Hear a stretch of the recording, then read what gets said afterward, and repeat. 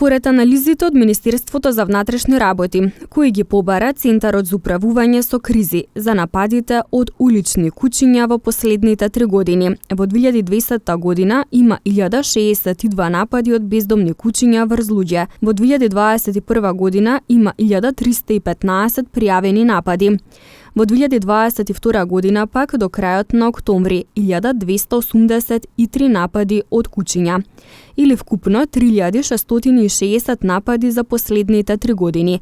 Конкретно во Тетово во последните 3 години се пријавени 170 напади од бездомни кучиња, а 98 во Гостивар. Директорот на Центарот за управување со кризи Стојанче Ангелов денеска на пресконференција информираше дека се забележува благ тренд на зголемување на нападите од бездомни кучиња врз луѓе. Како Центар за управување со кризи, ние ги сакаме кучињата, но повеќе ги сакаме луѓето.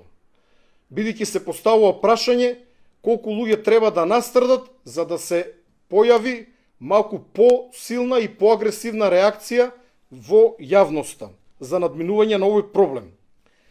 Што се однесува до нападите, некои од уличните кучиња се агресивни од најразлични причини и тие представуваат најголема опасност за граѓаните.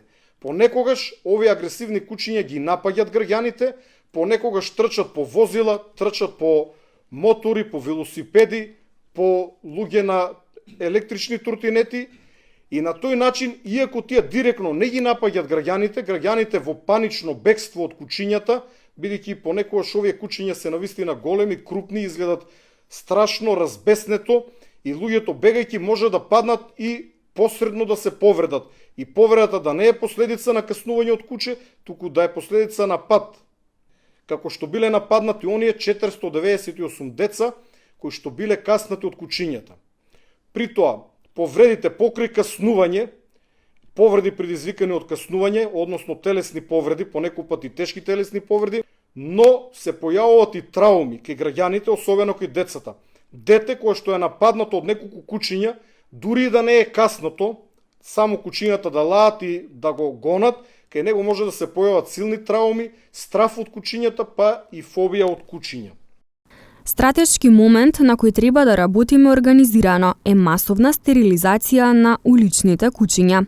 Потребна е едновремена акција, а кога би била на идеален начин правена, би можело од прилика за 3 месеци околу 75% од кучињата да бидат стерилизирани.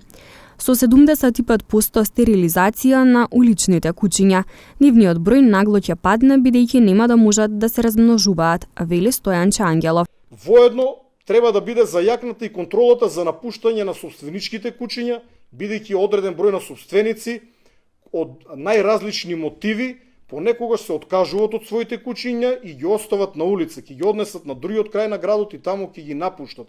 И кучињата потоа стануваат кучиња скитници, односно бездомни кучиња.